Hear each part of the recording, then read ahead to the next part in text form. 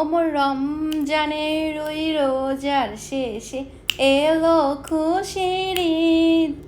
Hello my lovely viewers, আসসালামু আলাইকুম।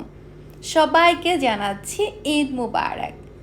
যেহেতু রাত পোহালে ঈদ, তো আজকে আমি কিভাবে আমার ঘরগুলোকে ঈদ উপলক্ষে সাজিয়েছি সেটি আপনাদের সাথে শেয়ার করব।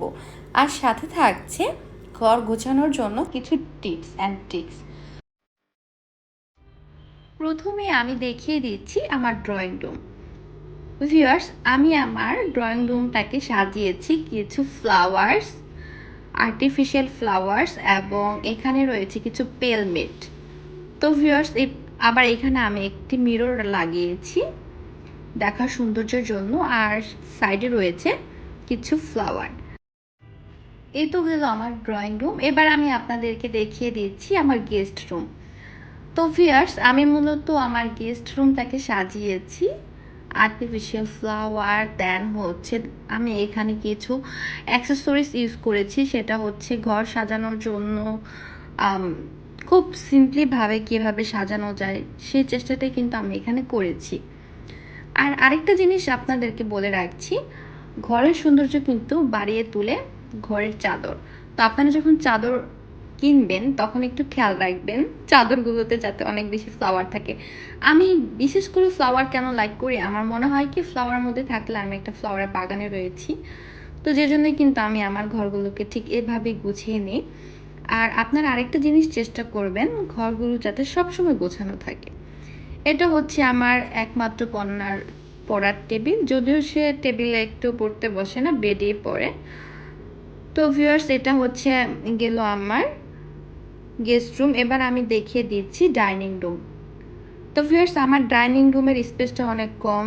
তো এখানে আমি রেখেছি একটা দোলনা। দোলনা কার না ভালো লাগে, ঘরের মধ্যে একটা দোলনা থাকলে একটু দোল খেতে ইচ্ছে করে না, না থাকলে ঠিকই ইচ্ছে করে। তো এখানে হচ্ছে রয়েছে টেবিল, খাবার টেবিল, আর এখানে রয়েছে শোকেস। তো ভিউয়ার্স, এবার আমি আপনাদেরকে দেখিয়ে দেব আমার বেডরুমটা। তো এটা হচ্ছে ফ্রিজ, অ্যাজ ইউজুয়াল সবার বাসায় থাকে। আর এটা হচ্ছে বেসিন, সকালবেলা আমাদেরকে ঘুম থেকে উঠে এটার সামনে এসে দাঁড়াতে হয়। তো এবার যাচ্ছি বেডরুমে। ভিউয়ার্স, আমি আমার বেডরুমটাকে অনেক সিম্পলি সাজিয়েছি। তো এটা হচ্ছে আমার বেডরুম, দেখতেই পাচ্ছেন।